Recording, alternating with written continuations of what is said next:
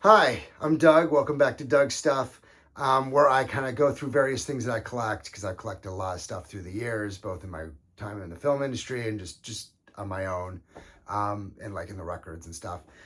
Today, I want to discuss an author who I think is probably the most influential American author of all time, and that's Edgar Rice Burroughs. That's a pretty big statement, and I get that. So let me see if I can back some of that up. His first book was A Princess of Mars, published in 1912. This is a reprint with a Frazetta cover. I'm going to show some of the Frazetta covers here. From those of you who don't know, Frank Frazetta is one of the most famous artists of the 20th century. He did a lot of the Conan the Barbarian stuff, which I'm sure I'll discuss some other day. But he also did some of the Edgar Rice Burroughs stuff.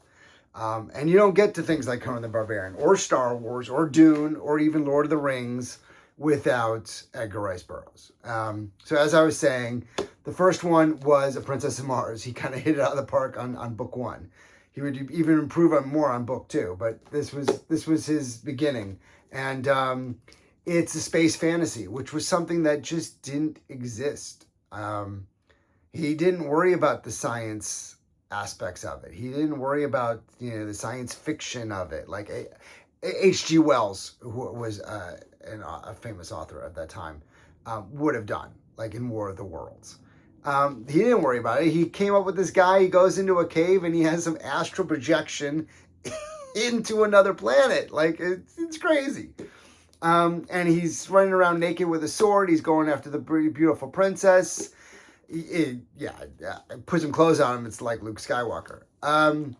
So George Lucas was absolutely very much aware of Edgar Rice Burroughs, as was Ray Bradbury, who considered him his most important author as well. He said what I had said, that he thought he was the most important author, because he was looking at all the authors that came up around that time, including Asimov and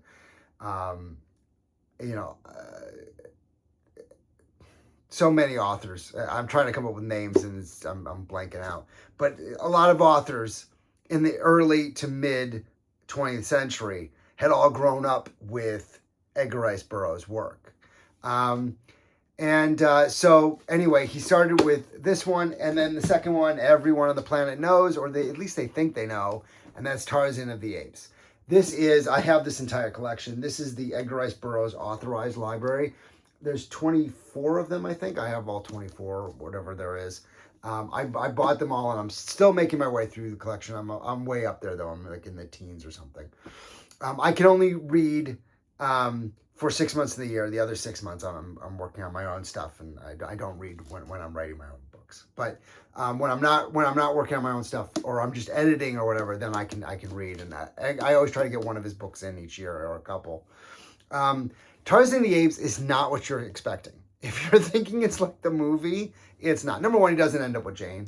Number two, it's extremely violent, like Tarantino violent. This book came out, I believe, in 1914, and it originally was a serialized story, as was A Princess of Mars. Back then, they would break it up in several months in like a magazine, and then a few years later, it was published into a book. Tarzan was a hit right out of the gate. The idea of Tarzan, the concept of it is very much inspired by Jungle Book, which everybody knows the Jungle Book. The difference is he just kind of took the kernel of the idea and went his own way. Edgar Rice Burroughs seems much more inspired, not by Kipling, but by H. Rider Haggard, who wrote a bunch of famous adventures in deepest Africa, as they would say back in a billion years ago, because Africa still wasn't fully explored by that time. And so they would do all these adventures in Africa. And H. Rider Haggard was a huge influence on Edgar Rice Burroughs. And so you can definitely see a connection going all the way through until you eventually get to, some of the fantasy stuff of Robert E. Howard, who created Conan, and, all the other things that would come along the pike through the years.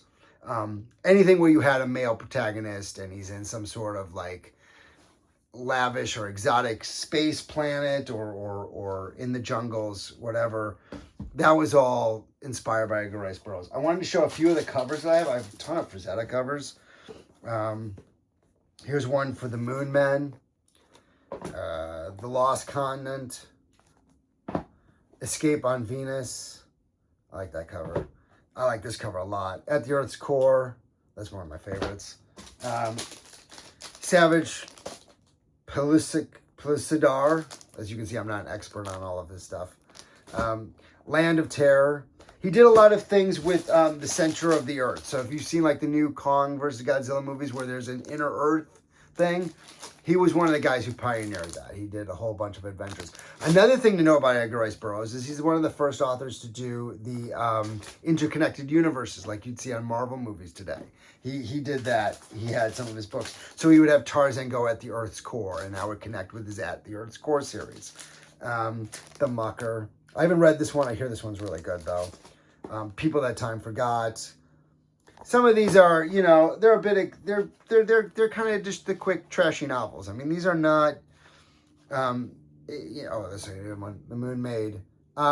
These are not what I would call like great literature. They're not trying to be though. They're trying to be fun adventures that young adults or men out in the battlefield, because a lot of this were written during both World War I and World War II. So the soldiers would read this stuff. You know, they were just supposed to be fun, escapist adventures. I wanted to mention a few things about the Edgar Rice Burroughs universe. They're doing all these authorized books. One thing before I get into what I was about to show you. There are, like, I think I said 24. I think that's right. Tarzan books. But I would really focus on the first three. So you have Tarzan of the Apes, obviously. Then you have Return to Tarzan. This was the one where everybody clamored for the fact that he didn't end up with Jane, so he went back and made sure he ended up with Jane. And then Beasts of Tarzan. And these three books actually make up a trilogy. Like, they are definitely of a whole. And then the rest of the adventures are sort of slightly connected, but they're mostly just standalone adventures. The first three books, it's very clear that he wanted to end the series with Beasts of Tarzan. And then people said, no, you need to do more. In fact, the fourth one, I believe, is called Son of Tarzan. So he was trying to move away from that. He was trying to get away from Tarzan and Jane because he felt like, well, once they're together, there's nothing really where to go. But when he did Son of Tarzan, which is it's a good book, but everybody was sort of like, no, we want Tarzan and Jane. So then he had to go back to Tarzan and Jane, and that became a real issue as he kept trying to come up with new stories every single year, coming up with more Tarzan adventures. As the decades continued, he had to keep cranking them out. Sometimes Jane would make an appearance, and sometimes she didn't. So he would do the romance as the side characters. The side characters would have the romance, and Tarzan would not have a romance then. And that, I think he felt very limited by that. And I can understand that. I can understand how he kind of wrote himself into a corner on that. Because the other part of that is that if you domesticate Tarzan too much, then you lose Tarzan. So I can see why he kept Jane out for at least half the books. I think she's not really around, but she's not like dead or anything. She's just, actually, he did kill her off once, and then he brought her back because everybody freaked out when he killed her. And then so the next book was like, no, it was a fake plot and she's not really dead. So that actually happened. But I wanted to talk about a couple of these. If you're interested in getting into them, I would highly recommend that you support the Edgar Rice Authorized Library. I'm not being paid by them. I don't know them.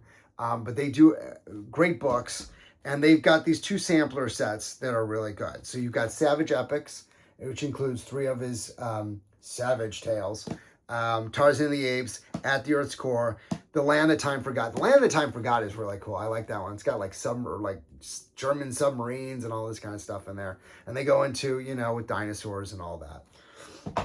And then the Cosmic Epics. This is another 3 one. So you have A Princess of Mars, you have The Moon Maid, which I have not read yet, or Pirates of Venus. I haven't read that one yet either. I've got a lot of his books. I've got like 100 books. I only have so much time to read through some of them, so I haven't read all of them. But I have read all of these 3, and all of these 3 are really good. And Princess of Mars is a classic. They made a movie about it called John Carter, which, you know, the essence of his books was in there, but it was a terrible movie. It was just badly edited, and it really needed a better edit. I do think that there's actually a good movie in there if they redid it.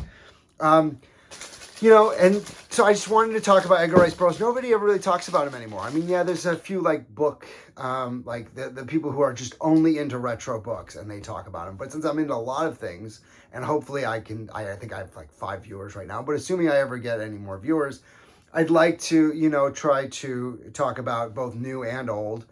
I don't think there's a lot of great new books now, but, when I say new, I'm still talking like late 20th century.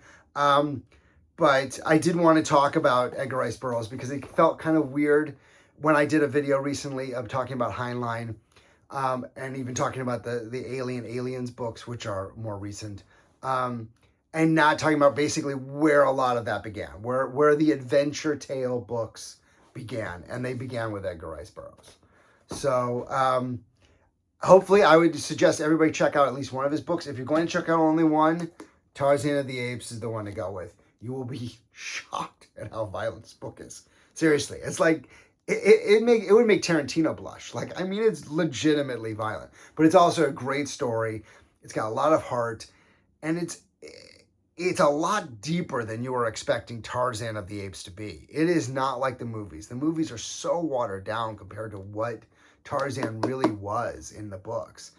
He was a really interesting guy who had an interesting perspective on civilization that I think still resonates today. I think you'll look at it and see, oh yeah, he would look at our modern world even crazier than he is in the 1914 or whatever year, So I think you'd be very impressed if you haven't read it yet.